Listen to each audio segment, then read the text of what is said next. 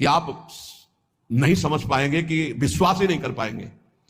अगस्त जी ने संकल्प किया और ऐसे समुद्र को पी गए, पूरे समुद्र को। आप विश्वास नहीं कर पाएंगे कि समुद्र को पी गए अगस्त जी महाराज। महान तप निधि, संकल्प किया और पी गए समुद्र को।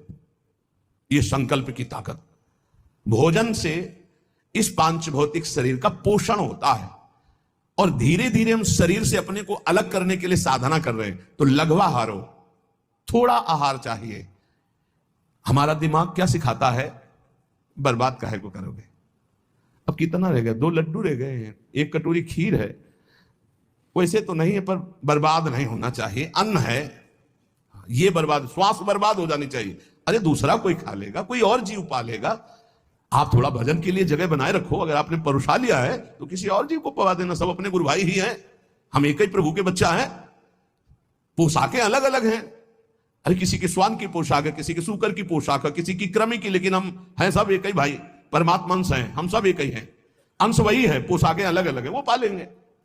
हम भजन के लिए उतना ही पुरुष हुआ है, उतना ही पावे जिससे भजन। ये आप बैठा लीजिए, खाते खाते मर जाओगे, लेकिन खाने की आदत नहीं खत्म होगी। इसको संयम में लाओ।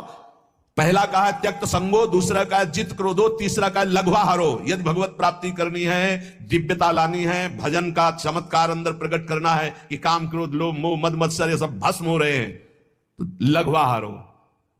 आहार पाने के बाद फिर ऐसे तुरंत बैठ सकते हो, ऐसा आहार पाइए कि अगर आपको तुरंत बैठना पड़े तो आपको वजन न लगे कि पेट में वजन है। ये जितना आप चिकने पदार्थ, जितने आप स्वादिष्ट पदार्थ समझ रहे हैं, ये स्वाद नहीं है।